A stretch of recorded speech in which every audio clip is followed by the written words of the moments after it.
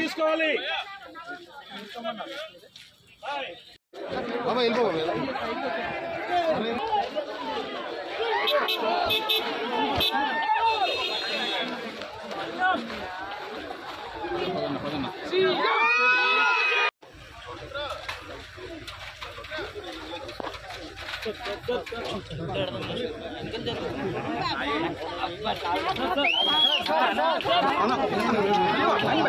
నేనేమనుకున్నాను, జీతం తీసుకొని పనిచేద్దాం అనుకుంటే యాక్చువల్గా లోపలికి వెళ్ళి పంచాయతీ నిధులను చూస్తూ ఉంటే డబ్బులు లేవు. పంచాయతీ శాఖలు ఎన్ని వేల కోట్ల అప్పులు ఉన్నాయో తెలియట్లా.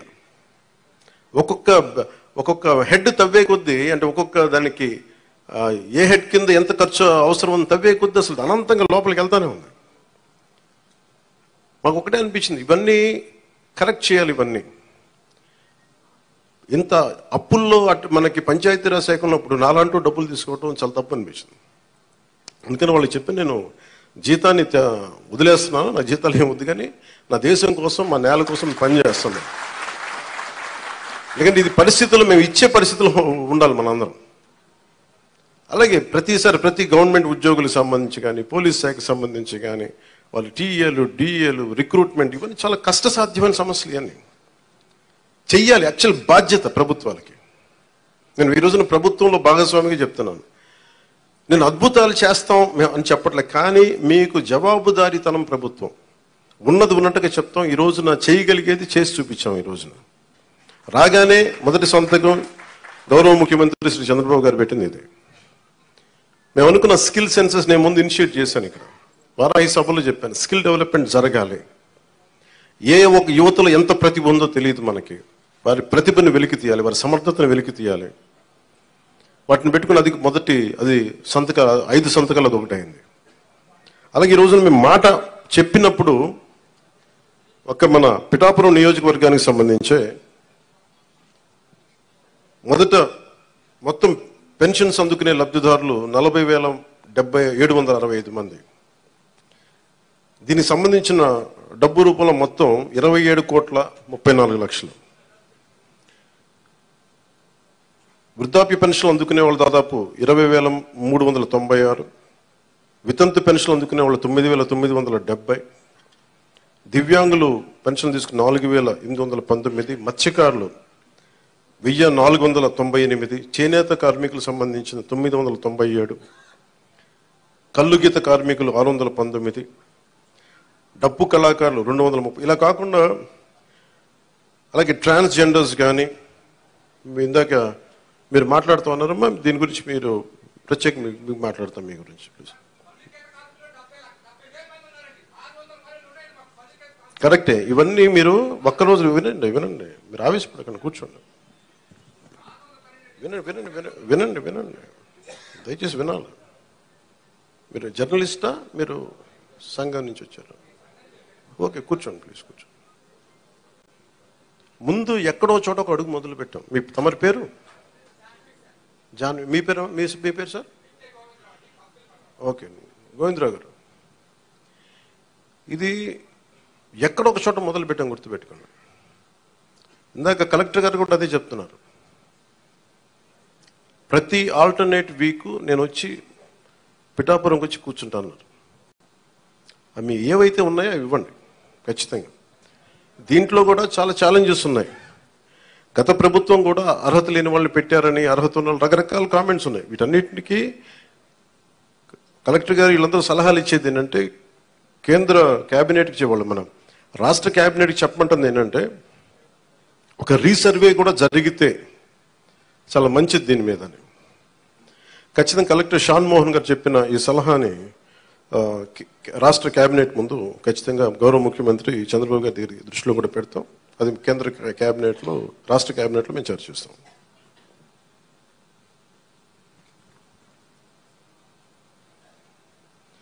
ప్రతి ఆల్టర్నేట్ వీక్ కలెక్టర్ గారు ప్రత్యేకించి వచ్చి ఏమైతే ఈ సమస్యలు ఉన్నాయో, గ్రీవెన్సెస్ ఉన్నాయో ఆయన మాట ఇచ్చారు.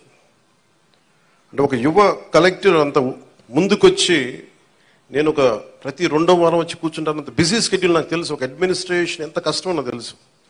అలాంటి సమయంలో ఎవ్రీ ఆల్టర్నేట్ వచ్చి నేను ఇక్కడికి వచ్చి గ్రీవెన్సెస్ నేనే వ్యక్తిగతంగా చూస్తాను అన్నందుకు వారికి ప్రత్యేకంగా మోహన్ గారికి నా ప్రత్యేక కృతజ్ఞత. అలాగే చాలా సమస్యలు ఉన్నాయి. ఇప్పుడు ఉదాహరణకి మనకి 40% దాటితే తప్ప మనకి దివ్యాంగుల సర్టిఫికేట్ రాదు అనేది డాక్టర్లు అసెస్ చేయాలి.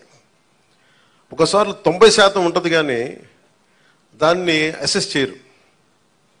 అందుకని ఇందాక మాట్లాడుతున్న సదరన్ సర్టిఫికేట్ నేను పదం అంటే ఒక డాక్టర్ వచ్చి ఇది ఎంత శాతం మనకి వారి శరీరంలో పనిచేయట్లేదు, ఏ అవయవాలు పనిచేయట్లేదు ఒక నిర్ధారణకు రావడానికి దాదాపు కొంచెం ఆ సమయం తీసుకోవాలి. దీన్ని నడిపే నాయకత్వం కానీ వ్యవస్థ కానీ అన్నీ ఉన్నాయంటే ఉన్నాయి కానీ నిర్వీర్యంగా ఉన్నాయి, కొంత జోష్తో పనిచేయట్లేదు.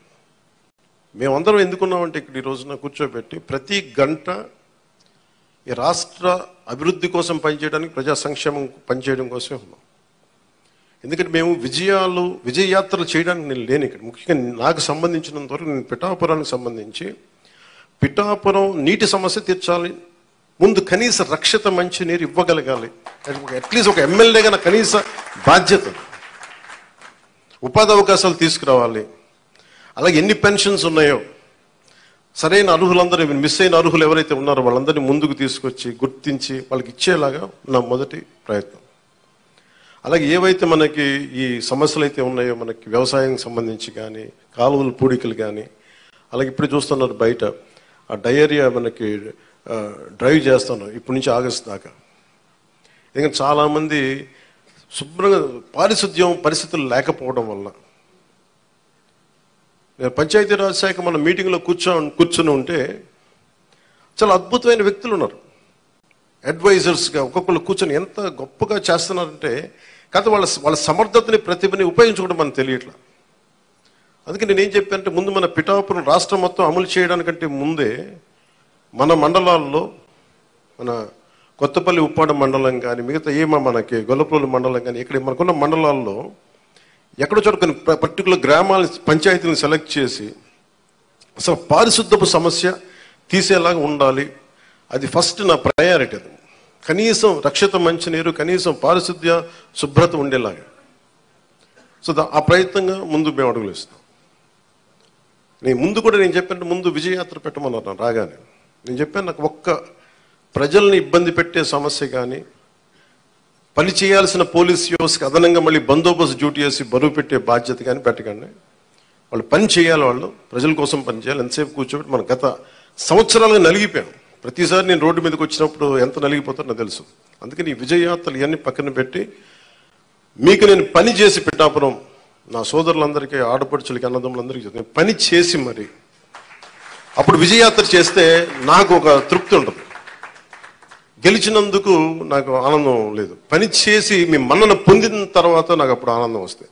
మీ మన్నన పొందే వరకు అప్పుడు నేను ఎమ్మెల్యే అప్పుడు నేను ప్రకటించుకుంటాను. ఇప్పుడు మీరు అంటే నాకు నిజంగా నాకు హై స్టాండర్డ్స్ పెట్టుకుంటాను, నాకు చాలా హై స్టాండర్డ్స్ పెట్టుకుంటాను. నేను పని చేసే వరకు కొన్ని వదలను. ఇక నాకు పిఠాపురాన్ని నేను మీకు మాటిస్తున్నాను, భారతదేశంలో అత్యంత మోడల్ నియోజకవర్గంగా చెయ్యాలి అని ఒక ఆకాంక్ష. ఎందుకంటే పెద్ద పెద్ద పరిశ్రమలు రావాలి, ఇక్కడ కాలుష్యం లేని పరిశ్రమ ముఖ్యంగా రావాలి, అవన్నీ తీసుకురావాలి. ఇక్కడ నుంచి విదేశాలకు ఎవరికైనా ట్రైనింగ్ వెళ్ళాలంటే విదేశాలకు ఇక్కడ ట్రైనింగ్ ఇప్పించి రకరకాల వృత్తి కోర్సుల ద్వారా కొంతమంది పంపించాలి. ఇక్కడి నుంచి చాలా విభిన్నమైన ఎక్స్పర్ట్స్తో మాట్లాడుతాను, వాళ్ళందరికీ ఇక్కడికి రావాలి, తీసుకొస్తాను. అందుకే నేను ఈ రోజున కూడా చెప్పాను ప్రజలకు అందుబాటులో ఉండండి. నా ఆఫీస్ కూడా చెప్పాను ముందు నా సేఫ్టీ కోసం పోలీస్ మన సెక్యూరిటీ నామ్స్ ప్రకారం కంచె అవన్నీ తీసేసి ఉంచనివ్వండి, కానీ బట్ ప్రజల దగ్గరికి వచ్చేటప్పుడు మటుకు జస్ట్ ఎలాంటి అడ్డులు లేకుండా చూడండి. ఇదివరకు నేను జనవాణి కార్యక్రమం ఎలా చేశానో నాకు అంతే జనం అట్లాగే ఉండాలి. ఒకేసారి మీద పడితే కష్టం అవుతుంది, అంత మించి తప్ప నేను ఎప్పుడు మీకు అదే అందుబాటులో ఉంటాను, అలాగే ఉంటాను. అయితే నేను రాష్ట్రం మొత్తం చూడాలి కాబట్టి నేను మిమ్మల్ని కోరుకునేది ఏంటంటే నా స్టాఫ్ ఉన్నారు, స్థానికంగా మన తెలుగుదేశం ఇన్ఛార్జ్ వర్మ గారు ఉన్నారు, కృష్ణరాజు గారు ఉన్నారు. ఇది ఒక్క పార్టీ ప్రభుత్వం కాదు, గుర్తుపెట్టుకుంది కూటమి ప్రభుత్వం, ఎన్డీఏ కూటమి ప్రభుత్వం. తెలుగుదేశం లీడ్ పార్ట్నర్గా జనసేన, భారతీయ జనతా పార్టీ కలిసి ఉన్న ఎన్డీఏ కూటమి ప్రభుత్వం. చంద్రబాబు గారి అపారమైన అనుభవం ఈ రాష్ట్రానికి చాలా అవసరం. నేను చాలా ప్రత్యేకించి చెప్పాను. ఈ రోజు నేను ఫస్ట్ ఆయన పెన్షన్లు ఇవ్వడం నాకు ఎందుకు ఆనందం అనిపించిందంటే, ఈ ఫైనాన్స్ జగ్యులరీని, ఈ ఆర్థిక అస్తవ్యస్తల్ని ఆయనదైన అనుభవంతోనే దాన్ని అందుకని మీకు ఫస్ట్ డే చెప్పిన రోజుకి పెన్షన్ ఇవ్వగలిగారంటే నెల రోజులు కూడా కాలేదు, అందరూ ఛార్జెస్ తీసుకొని.